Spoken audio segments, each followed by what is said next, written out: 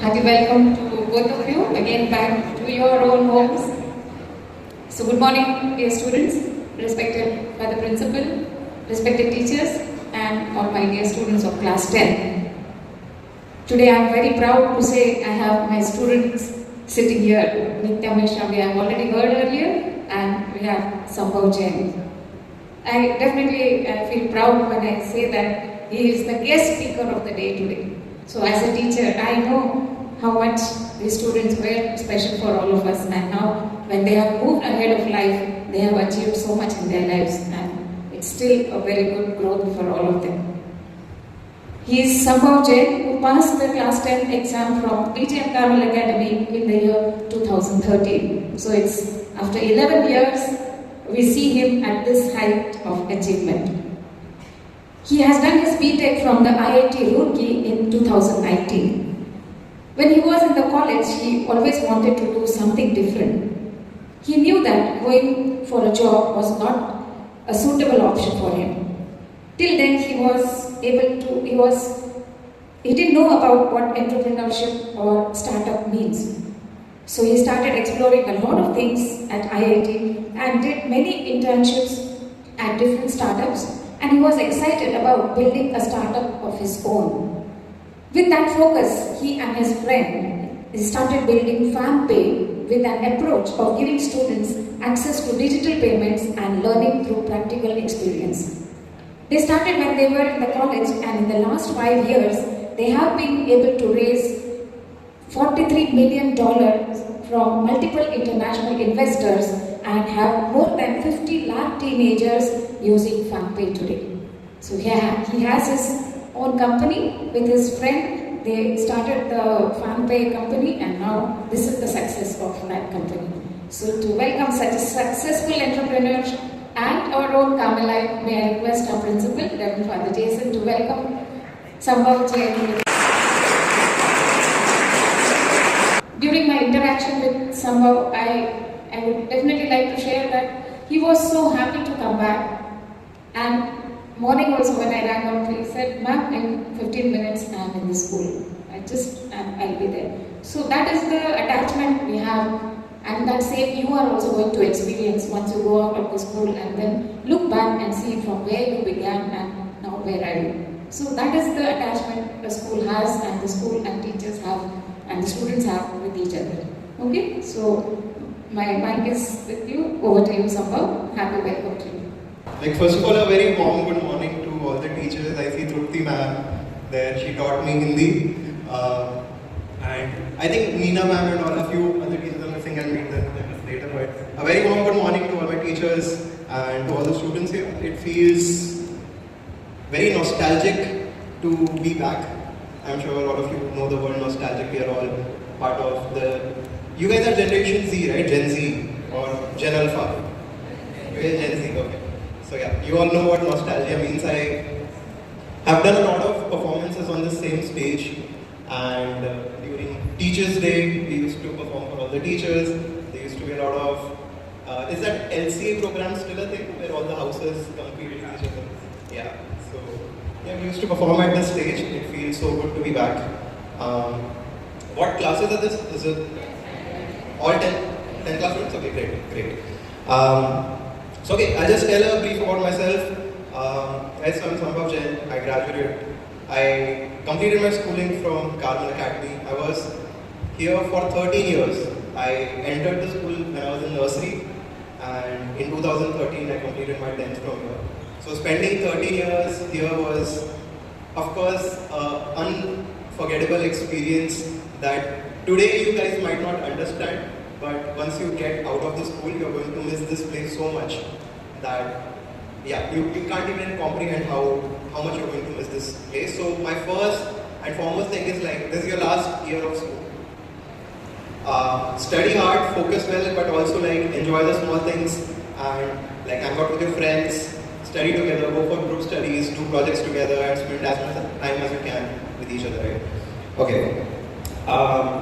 So today I'll spend some time just talking about how my journey has been after getting out of school, why I pursued entrepreneurship, and maybe motivate a few of you to pursue entrepreneurship, right?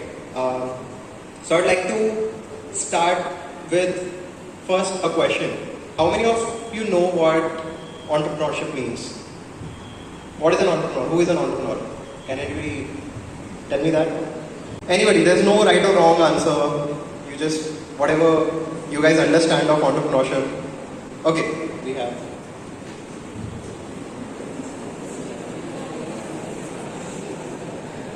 Good morning, sir. Entrepreneur is the one who employs others or has their own startup. Okay. Who employs others, has their own startup. That's good. What's your name? Mayank, sir. Mayank. Everybody clap for Mayank.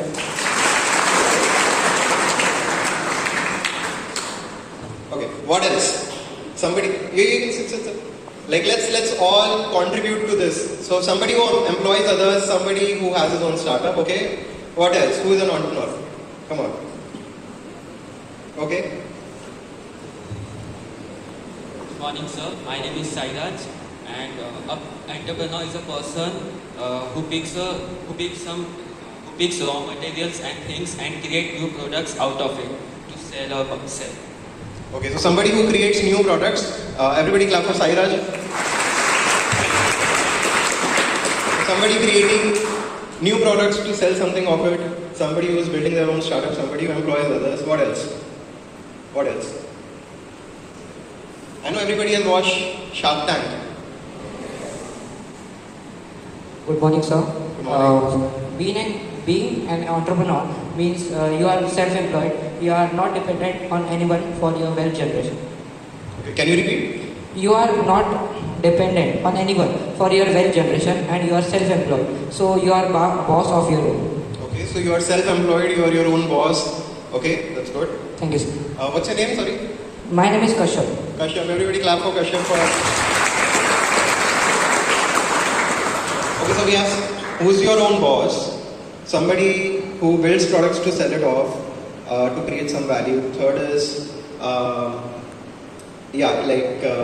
what did you mention? What did you mention? Yes, who creates their own startup, who creates employment for others. Anything else that comes to anyone's mind? Somebody from the back benches. Okay, there we have somebody. Hello sir, my name is Arno Gomanwar, and entrepreneur is one who turns his idea into a business. Nice, turns ideas into business. That's a really good answer. Please clap for him.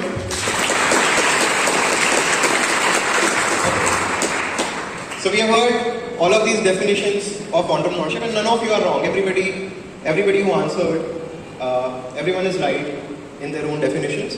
I'll tell you what my definition of entrepreneur is and what entrepreneurship is, right? So being an entrepreneur means nothing but you are a problem solver.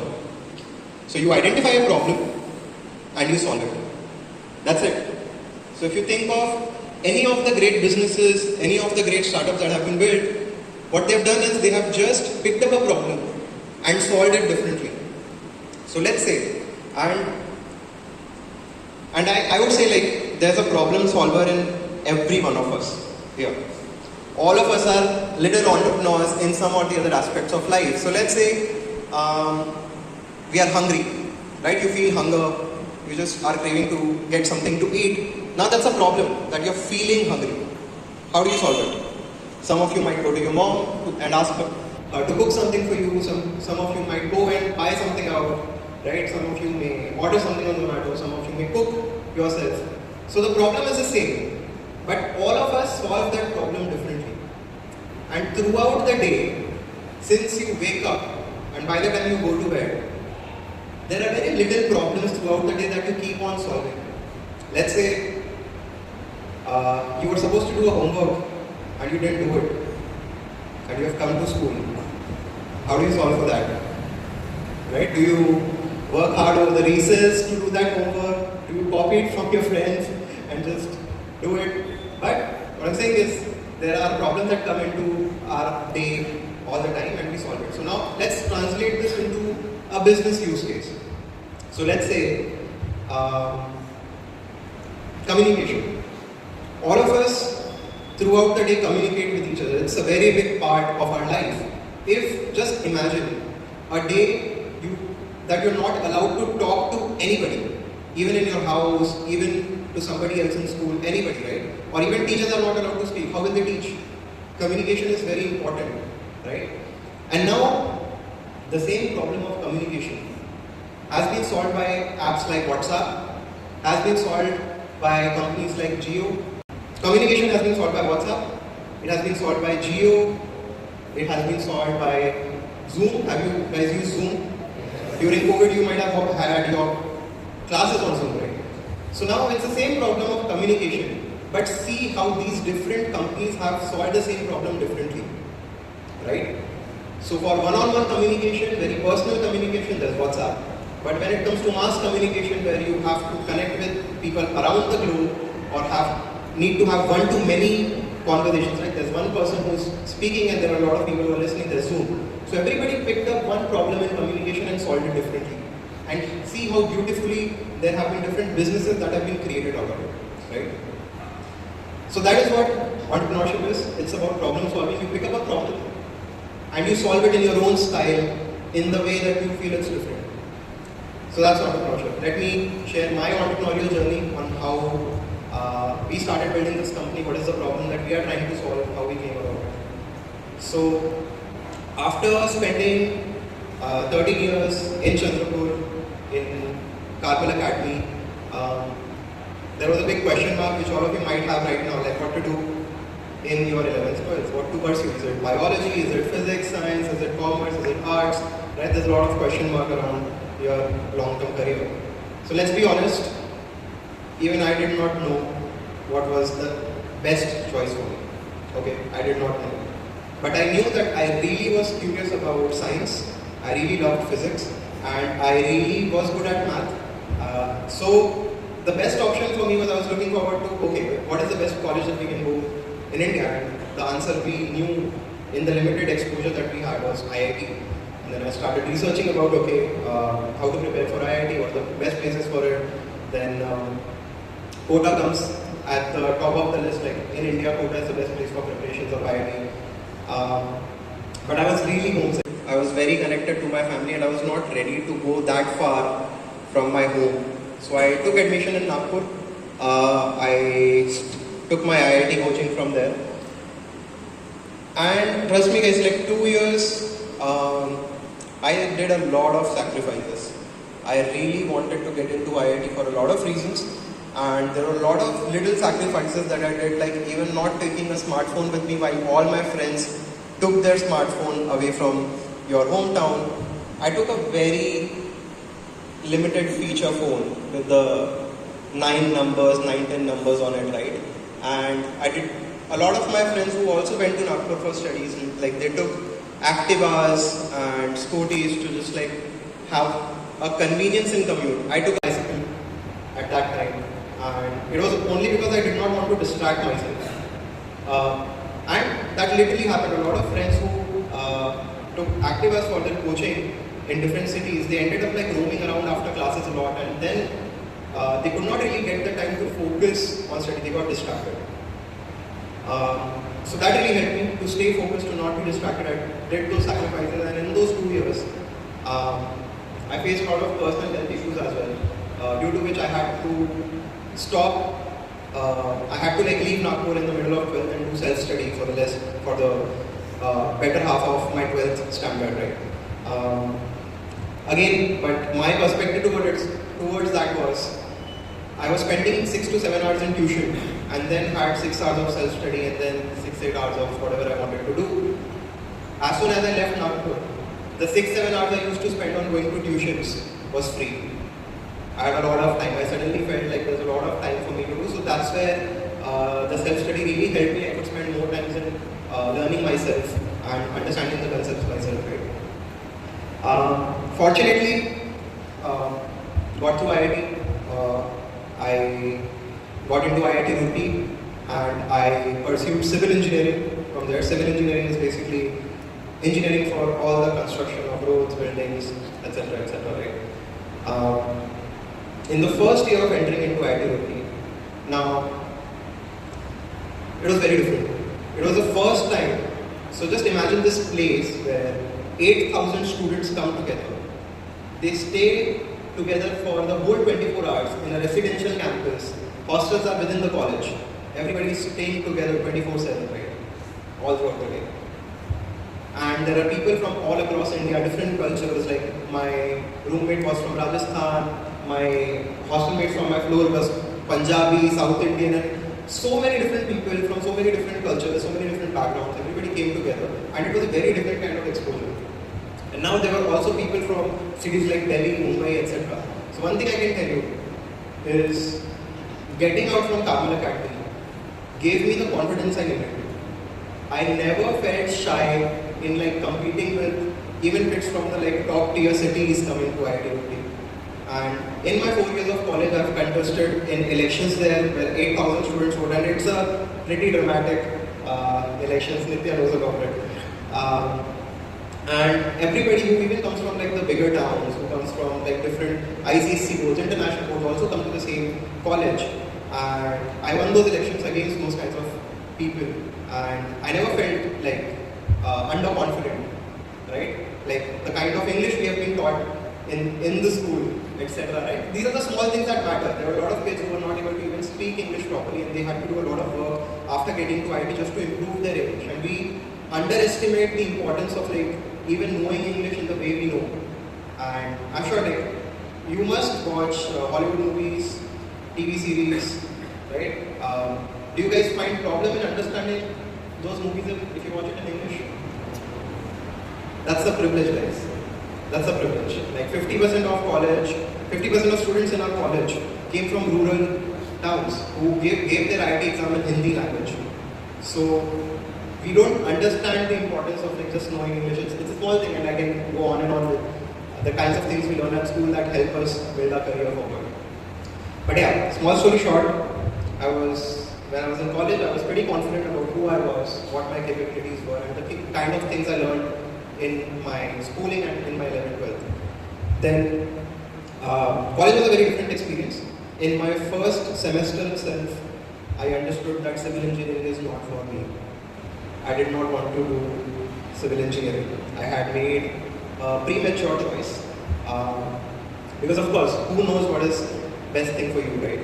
Now just imagine like getting into college, you have paid your fee, you have committed to yourself that 4 years you're going to spend at this place studying civil engineering which you don't want to do in life. What do you do at that point? The simple answer was, I think I let go of that fear of failure or fear of the future, and I just focused inwards on myself, like what can I do if I don't want to do this? And I focused completely on exploring a lot of different things. And when it comes to exploration, I not just like stuck to academic exploration. It was also about a lot of extracurricular exploration, because when you expose yourself to different clubs, so just to give you an example, I spent a lot of time traveling when I was in college. Most of the weekends I used to travel. I spent a lot of time in the dance club, so I was part of the dance club in my college, and we created a lot of videos, we did a lot of dance performances, shows, and that really taught me a lot of different aspects of problem solving, on how to get a team together, how to put shows together, right? And contested in elections, and I was responsible for managing like 3.5 to 4 crore rupees, which was supposed to be allocated in college activities, right? And that in itself was a huge responsibility. So those are the kinds of things I exposed myself to. And during my summer breaks, I used to do internships. You know what internships mean? Can anybody tell me like what is an internship? Anybody? When you are in college, basically you are studying the theoretical part. But in real life, theoretical part means not 100% works. You should know how things works in real life.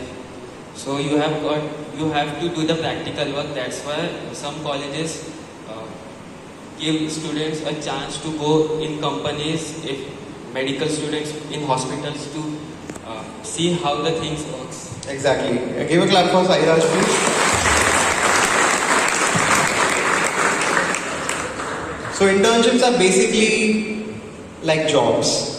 You get into the practical world, you get into a company or a hospital, whatever the field you are in, you get to work with people who are actually doing the real work on the ground, right? That is an internship. So during my college, I did not know what I wanted to do.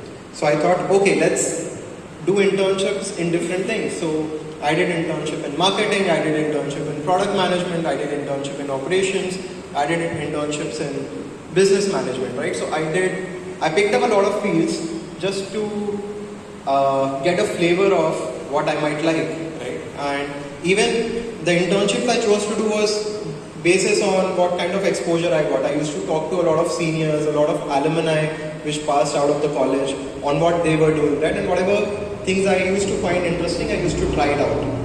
So in the first 3 years of college, did a lot of internships in different roles, and then I understood that I was liking all of it. All the internships that I did in different businesses, in different startups, in different roles, I enjoyed all of them. And the most enjoyable part for me was the problem solving aspect in all the jobs. Like all the jobs come with a problem solving skill. Like if you are in marketing and let's say there's the soap that you want to sell, then how do you sell the soap? That's the problem. And then you have to figure out, okay, who are we selling this soap to? Is it a premium soap? Are we selling it to only the top 1% of India? Then we sell it at a 500 rupee price, and we sell it in the most premium way where we probably get even Jennifer Lopez to do advertising for it, right? Or if we are selling a Lux, so 10 rupees soap, we want to appeal to the masses of India, even tier 3, tier 4 audience. So what's the kind of language you want to speak? In that advertisement, probably the whole communication has to be in Hindi and not in English, so that the wider audiences understand, right? So in all the fields, there is a problem solving aspect that was linked to it, and I understood that I really enjoy problem solving and solving a problem from scratch. So coming to final year, in IITs there is this hype about placements. How many of you understand what placements are? Anybody? To get a job in a company from your college. Correct. Different companies come to the campus and based on the performance of the students, they give the jobs to them. Correct. Clap for both of them, please.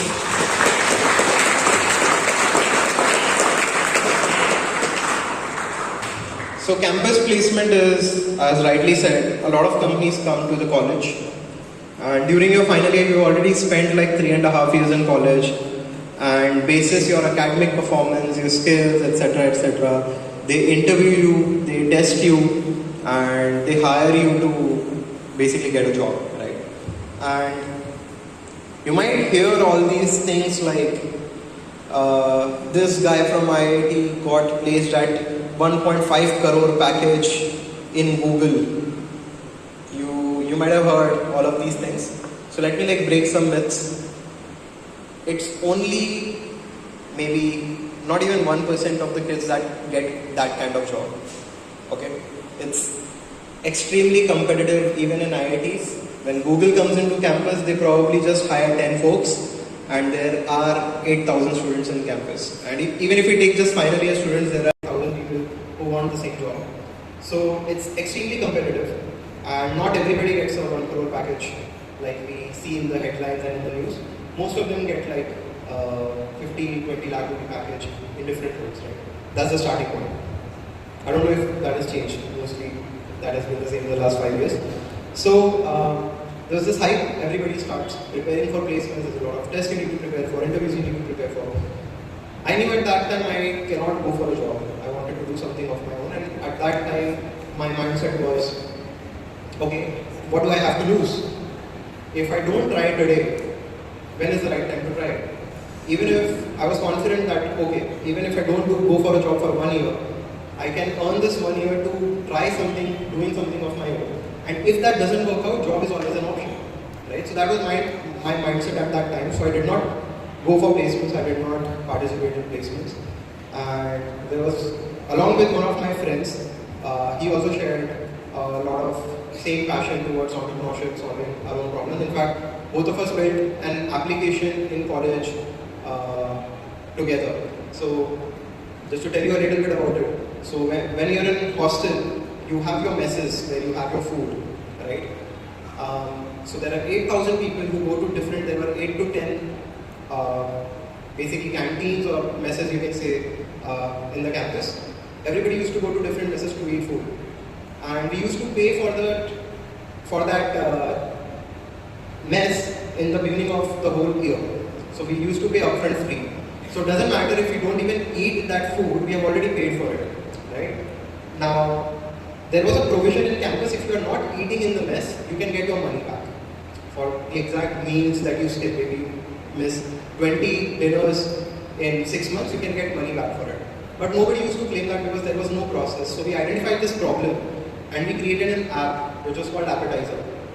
And on that app, what kids could do is everybody on the campus was onboarded to that platform and they could see the menu of the messes that what is for dinner tonight. And if they didn't want to eat in the mess, they could just tap on it and skip it. So there was a record that started generating of how many kids are not going to the mess or eating lunch, dinner, etc. And we started giving them money back for it. Now the beautiful part is that it was not that kids were able to get money back from the meals that they were skipping. The beautiful part was that now the messes got to know that today only 200 kids are going to eat in the mess.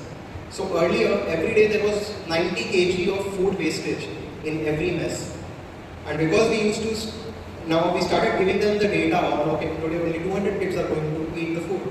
They started managing their mess well, and the food wastage went down from 90 kgs to 10 kgs per day.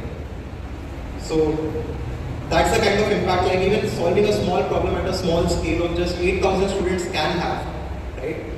So during the placements, we both were very confused, me and my friend, and we were like, okay, what do we do? What's the kind of problem we want to solve? And there are a lot of problems that we were juggling with. So one day, a lot of our friends who were not really excited about coding, software engineering, right, started like just doing software. Because there were a lot of companies that were coming to hire for software. Now, when we asked our friends that we know that you don't like coding, why are you doing coding? Kya point? You don't even like it. So they're like, bro, if I do this, I'll get this 15 lakh rupee job.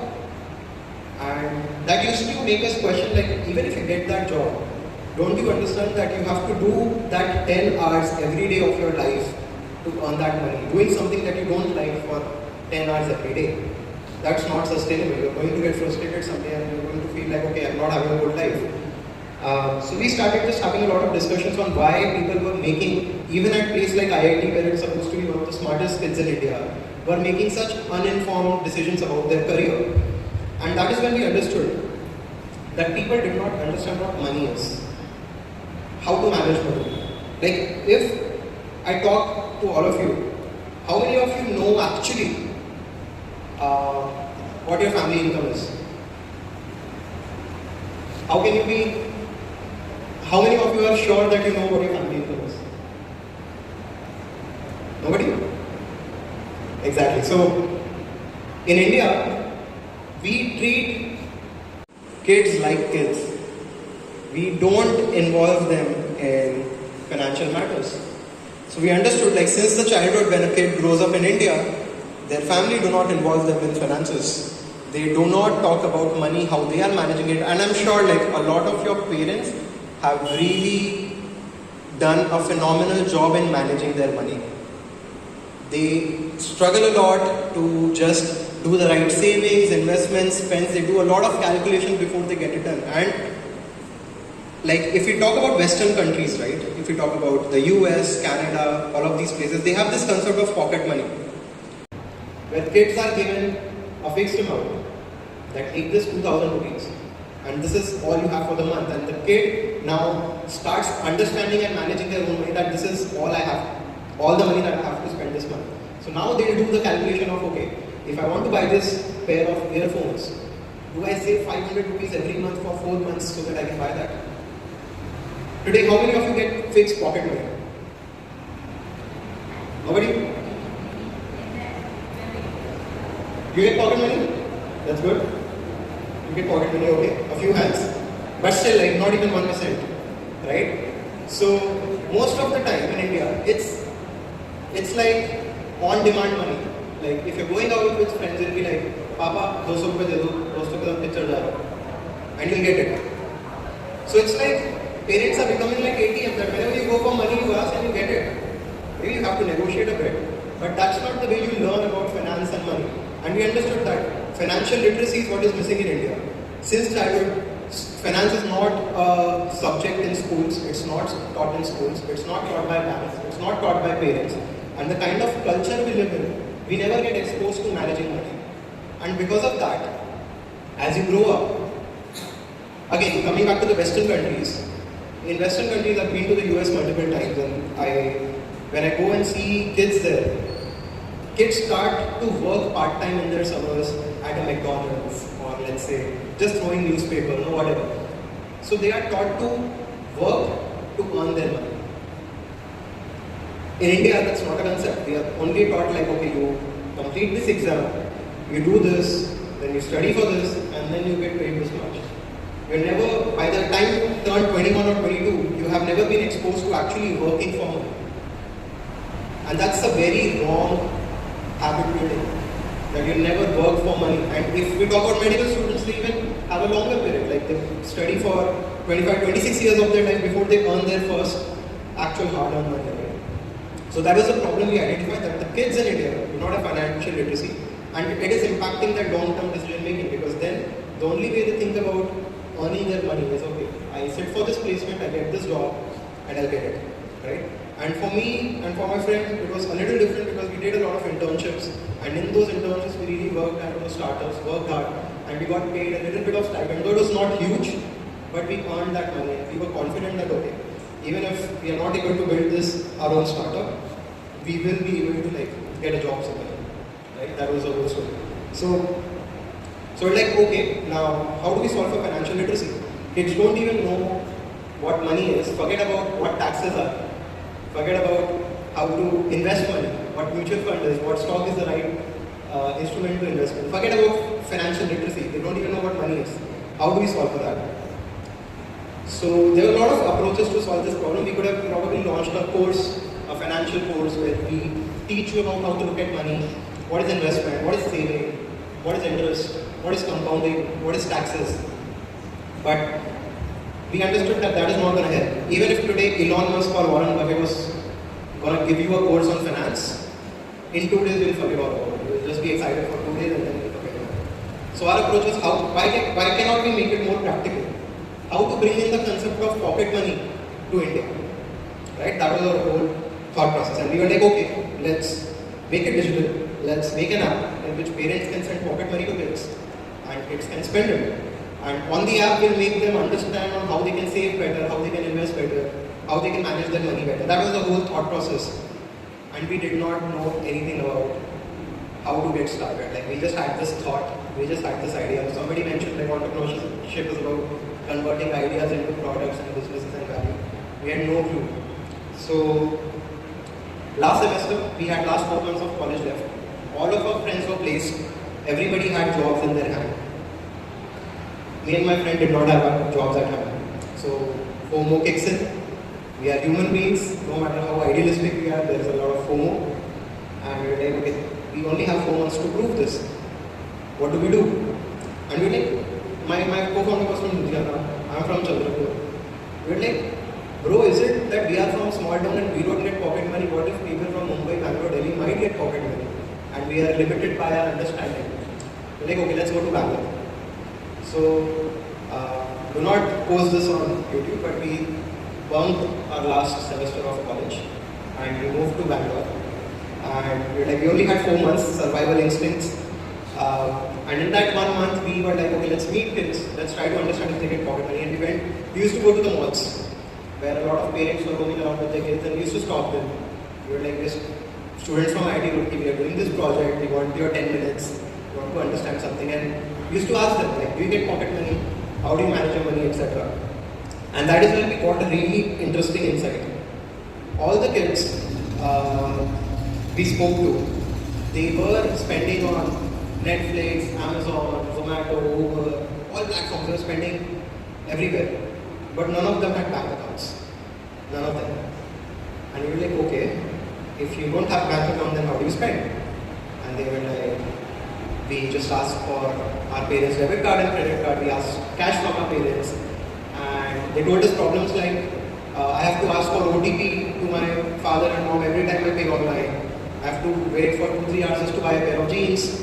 They told us problems like every day I have to ask them for 200 bucks before I go to the tuition, and these kinds of things. And we were very surprised because your generation is the most smartest internet generation ever. You guys would not know how to handle cash. I have seen a lot of kids get panicked. Like, what do I do with 400-500 rupee notes? Where do I keep them? Right? It's you.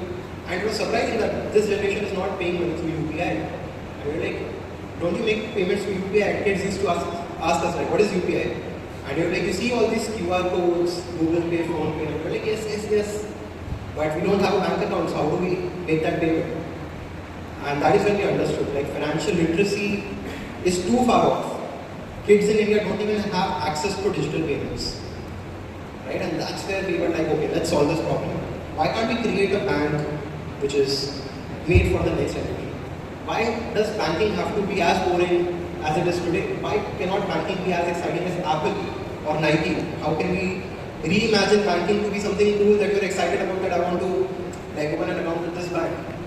Are you guys intimidated by all the banks that exist today? Like, does going to banks excite you? Definitely not, right? You would never even want to go to a bank as you grow old. You would never want to go to a physical bank. Everything wants to be digital. So we're like, can we build a whole completely digital bank with a very new design, a very fresh approach to banking? And yeah, that was the moment where the idea of Family was born. And we were like, let's give this 100% and let's start building it. And we did not know if there's a huge business to be built here, how to actually go about building a bank. And our friends used to laugh at us, like, we were sitting in our hostel rooms and they were like, भाई ये bank बनाने की बातें कर रहे हैं. And our friends used to laugh at us. They talk about building a bank, sitting in hostels. How do you go about building a bank? So that all happened, but we were very convicted on building this with that idea. We understood that we cannot actually build the business that we wanted to build, the problems that we wanted to solve without capital, without money. So we started looking for how do we actually raise some funds from investors. So we started looking out for investors. One of the investors, the first investor that we had was Y Combinator. Does anybody of you know what Y Combinator is? Have you heard of YC? No? Okay, so even you guys, if you have a business idea today, can get into Y Combinator. So Y Combinator is this investment fund which invests in different founders and ideas, and they give you $500,000, which is 3 crore rupees, just on your idea. So if you guys have any idea today and you have an approach to solve it, their application does not require any educational qualification, etc. They just look for good founders who are looking forward to solve good problems. And if you clear their interview process, they fund you with 3 crore. At that time, 5 years ago, it was 1 crore rupees. So we applied to Y Combinator. We got 1 crore rupees as our first check. And I remember it was 9th May 2019. And our last day of college was 7th May 2019. So our college ended on 7th May and we had no funding in our hand. We didn't even know like will we be able to survive after we get out of college, and just like 2 days later Y Combinator accepted us and we got that 1 crore of funding. And at that time we were like, oh my god, 1 crore rupees, and we are going to build a whole company out of it. And just in 2 months we realized that the kind of business we were trying to build, even 1 crore was not enough. Because even if you go about hiring 2 good engineers, they take 25-30 lakhs of salary. Then where do you actually build the product, do marketing, get the licenses that you need, and etc. etc. There were a lot of things that we needed to do. So we knew that okay, we need a lot more capital. So we started, like, the journey has been very interesting after that. FamPay is actually meant for all of you. In the 5 years journey, we ended up raising 42 million, as ma'am mentioned. It's in rupees, it's around 300 crore rupees. So we have fundraised about 300 crore rupees from different investors around the globe. We have investors from the US, investors from India, investors from Saudi Arabia, and a lot of other places. They all believe in what we're building. And in 5 years, we have had immense love from a lot of users like you. We have more than 50 lakh teenagers today using the platform, right? Does anybody of you, have anyone of you heard of Family before? Okay, very few. None of the boys? Do anyone of you use Family? How many of you use Family? Okay, very interesting. So that's good to know. Other people who haven't,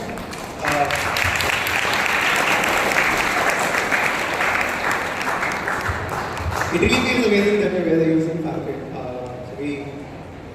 We built that, and it's just an amazing feeling that something that we built is able to provide value to so many kids in different ways. So a lot of others who haven't tried the platform yet, just stop using cash, stop bothering your parents, get Family and use it. So yeah, that's been the story. The last 5 years after getting out of college have been very amazing. We have met a lot of amazing people, built a large team. We are a 120 member team. We are based out of Bangalore. We have faced a lot of challenges in the journey. And as I mentioned, I would like to end the note by getting back to entrepreneurship. As I mentioned that entrepreneurship is about problem solving.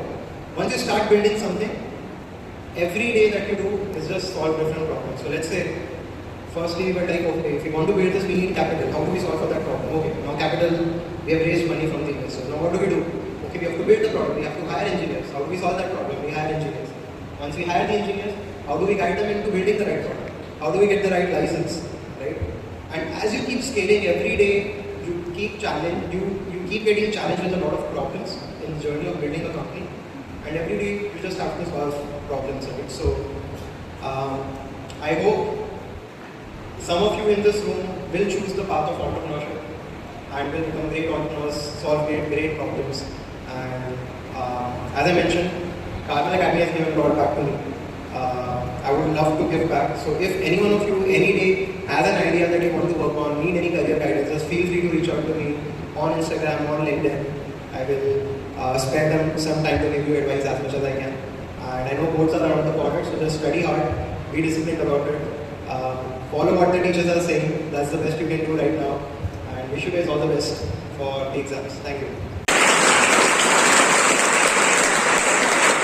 Dear Sambhav, when you asked the question to the students that are there some students who are using FanPay, and whether so many students raised their hand. So he's the co-founder of the FanPay company.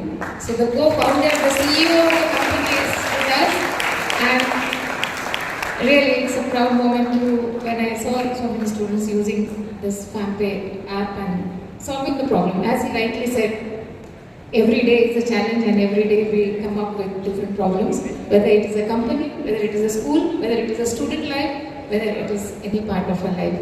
And the journey is endless and the problems are also endless. But he has given us the guidance that we can solve the problem if we have that determination to do it. So on behalf of the principal, the teaching, non-teaching and the entire student fraternity, I thank Sambhav for sparing a lot of time. He is going to proceed to Nagpur, as he rightly mentioned here, that he has to carry on his work, and we wish you all the best, all the success, and a company with 300 crore rupees, it itself is a great achievement. So we wish you all the best. May your company grow more and more, and may we see you flying high with good colors and all the success in your life. Do you have any question to ask before we wind up? Anything which comes to your mind? I know you will answer. Anyone? So, when you went to YC for asking money, so did they ask you for equity shares, or they just donated in the form of funds or anything else? That's a good question. So, YC has a standard deal where they give you 1 crore rupees at that time and they take 7% of the company. So, in exchange of that money, so all the money that you raise, there are different forms of money that you can raise, right? So there are loans that you can take, or there is equity funding. So as you see on Shark Tank, all the money that the sharks give to the founders, that is not usually a loan. It's an exchange. So if somebody is giving you 1 crore rupees or 50 lakh or whatever that amount is, they are giving that money to buy 1%, 2%, whatever that percentage of your company that you agree upon is, right? So it is that exchange. So you don't owe the money back to the investors. It's not a loan. But if your company grows, so if your company is worth 200 crores automatically the 1% which was 1 crore rupees will be worth to 2 crore rupees, right? So their investment gets doubled. So that's the idea of how investments and fundraising works. Why didn't you introduce your company to Shark Tank? Why didn't you introduce your company to Shark Tank? Why didn't we go to Shark Tank? So by the time Shark Tank came, Shark Tank is for more early stage companies which haven't raised some money at all. And usually the kind of money that gets raised in Shark Tank is around 50 lakh to 1 crore rupees, or very small amounts of money. The kind of company we are building, we knew that we would need hundreds of crores, and that we already had raised before Shark Tank came into existence. Shark Tank was not being televised. So yeah, even if it was a case earlier, maybe when we got into Y Combinator and we raised the first 1 crore check, at that time Shark Tank would have made sense. But yeah, when Shark Tank came, we already had raised a lot of money. Sambhav, I have a question to you. When I saw your photo on the Times of India newspaper and a very good interview flashed after that, how was your feeling? What exactly went on in your mind when you had such kind of exposure? Actually, in the last 5 years, as things are happening, there is honestly not a lot of time to even process and comprehend what's happening. It's because as soon as the interview gets done, I move on to the next thing, that the company requires my attention to solve some other problem, etc. So I don't really get that moment to even enjoy maybe or even understand like what's happening. I only get that feeling when a lot of my parents, relatives message me that we saw you here, congratulations and you're doing good. That's a really good feeling that I've been able to make some of my relatives and my parents proud.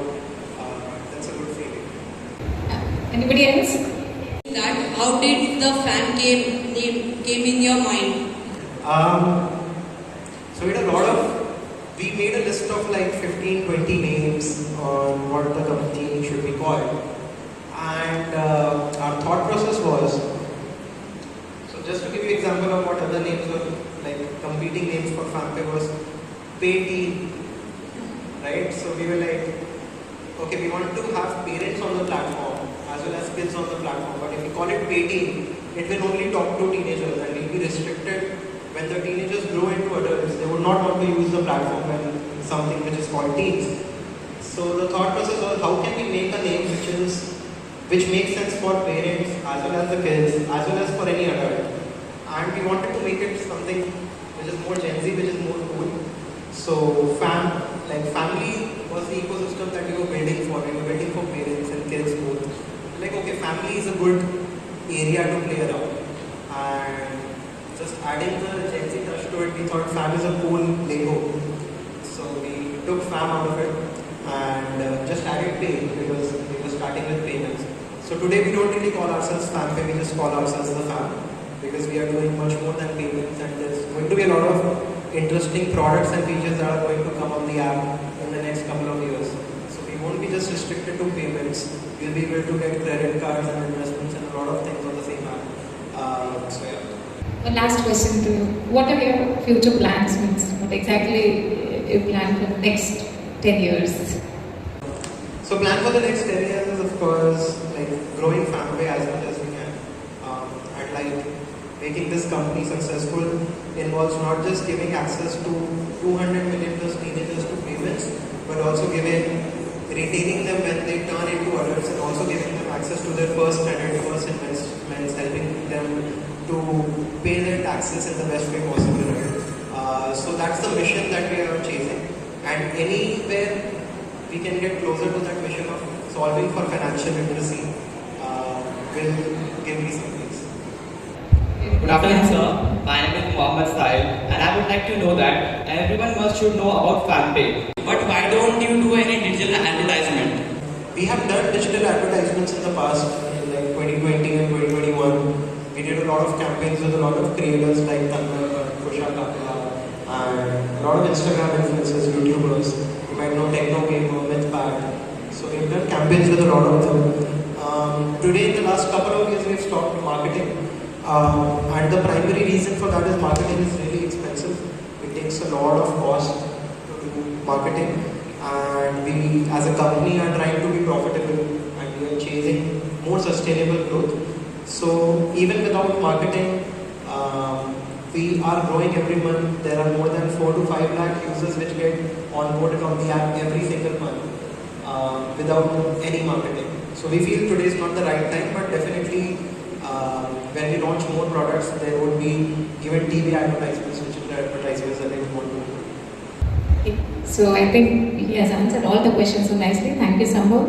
And once again, on behalf of everyone present here, my best wishes to Sambhav, and I thank you for spending so much time. I thank Nitya also. She felt free to come back because that is the attachment she has for the school. So that is what we are glad to see both of you. Inviting me, it felt really amazing to come back to school and interact with all the students. Thank you, and we wish both of you best wishes. May we see you going more and more with your success, and your journey is going to be a more successful one, I think. So as a token of love from all of us, moment to cherish and the memento to keep it as a memory. It's an up for you. It's a gratitude for coming here and spending so much time. Thank you, Sambhav. Have a good day.